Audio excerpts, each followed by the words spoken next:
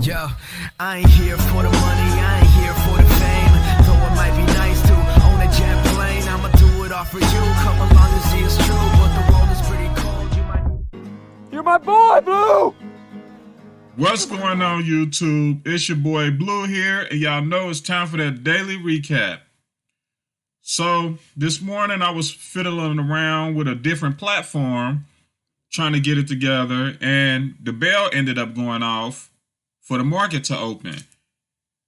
I didn't even notice for a second that the platform was delayed, so I tried to hurry up and switch over to my Thinkorswim platform and mark up my lines, and accidentally marked up my pre-market highs right here where my arrow is. So by the time I looked at it, it was up in this area, the first candle. So my first thought was to long off pre-market highs. And right after I got in, but I only took a small starter position anyway.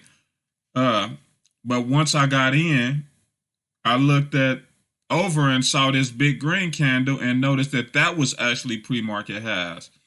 So I moved my line up to here, and I had longed it from here.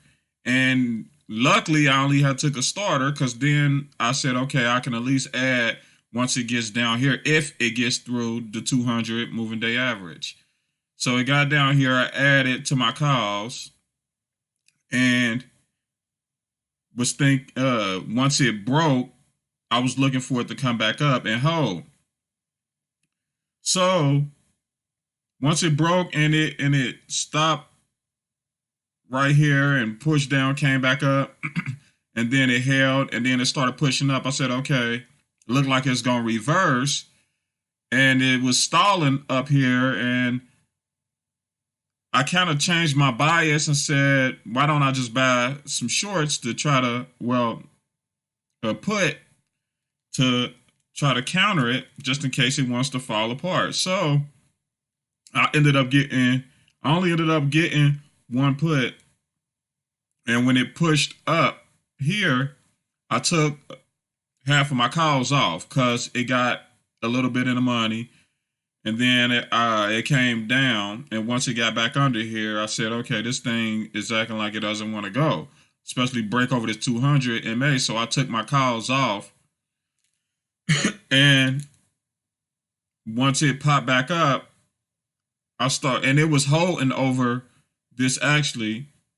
And I said, okay, I'm just going to take the whole position off and reassess my trade, because I started off bad anyway, because I should have been waiting for it to pull back anyway to get puts.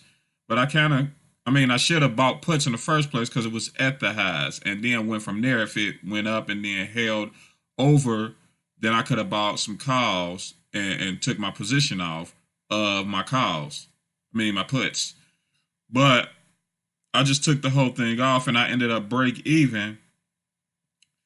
And I never got back in, which looking at the chart now, I should have just held my one put after I took my calls off and just held them till zero, because it wasn't like I was risking a lot on the one put. And it would have worked out nicely, because it fell all the way. It fell 7 points from when I got in, which would have been a good trade.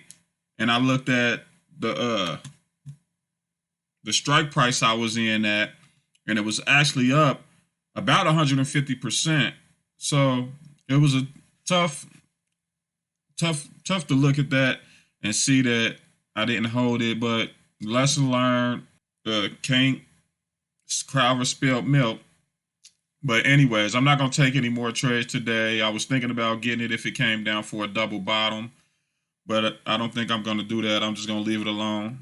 And I'll see you all back tomorrow for my daily recap. And if you like the channel, please leave a comment, a thumbs up, and subscribe. See you all tomorrow. Later.